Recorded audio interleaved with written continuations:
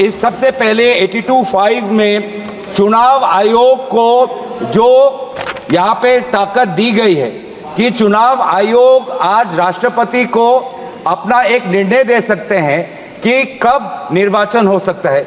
ये कभी भी इससे पहले चुनाव आयोग की ऐसी ताकत भारत के संविधान के निर्माताओं ने नहीं बनाया है।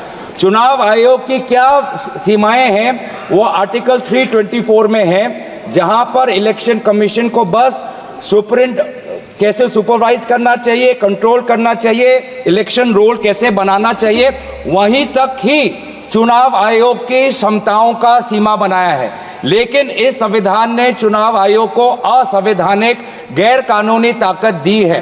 राष्ट्रपति अगर कोई परामर्श लेते हैं तो सिर्फ काउंसिल ऑफ मिनिस्टर से परामर्श लेते हैं, वो कभी भी वो चुनाव आयोग से परामर्श नहीं लेते हैं। ये एक गैर संवैधानिक इन्होंने एक ढांचा बनाया है।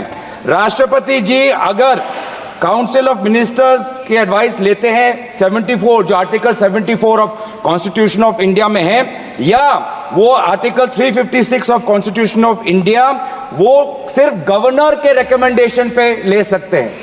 356 गवर्नर के रिकमेंडेशन पे या 74 के अनुसार काउंसिल ऑफ मिनिस्टर्स के रिकमेंडेशन में।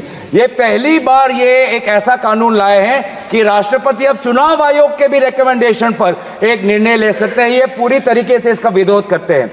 चुनाव आयोग में किस प्रकार से कमिश्नर्स नियुक्त होते हैं, नहीं होते, सुप्रीम कोर्ट की भूमिका रहती है, हटाई जाती है, उस पर हम बाद में चर्चा करेंगे। दूसरी बात यह है कि संविधान के बेसिक स्ट्रक्चर में एग्जीक्यूटिव, लेजिस्लेटिव और जुडिशरी के बीच में संतुलन हो, उसका भी विवरण है। आज इस बिल के द्वारा आदरणीय राष्ट्रपति जी को ज्यादा शक्ति दिया गया है कि वो अपने सुपरिंटेंडेंट से एक नए 82A के द्वारा अब वो विधानसभाओं को भंग कर सकती है। ये एक्सेसिव पावर इस बिल में चुनाव आयोग को भी दिया गया है और राष्ट्रपति जी को भी दिया गया है। और यहाँ पे जो मुद्दा उठाया है कि चुनाव आयोग का ये जो खर्च है कम करना चाहते हैं, चुनाव आयोग के खुद उन्होंने कबूल किया है कि 2014 की चुनाव आयोग में कितना पैसा खर्च हुआ, लगभग 3700 करोड़।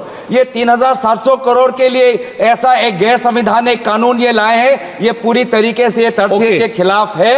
हम दोबारा कहना चाहते हैं कि संविधान और एक नागरिक जो आर्टिकल 14 जो उसको वोट देने का अधिकार देते हैं, वो जब वोट देता है तो हमारे संविधान में लिखा है कि जो 5 ईयर टर्म है, जो 5 ईयर टर्म है आर्टिकल 83(2) में हाउस ऑफ पीपल को और आर्टिकल 172(1) में जो 5 ईयर टर्म है उसके साथ खिलवाड़ नहीं कर सकते।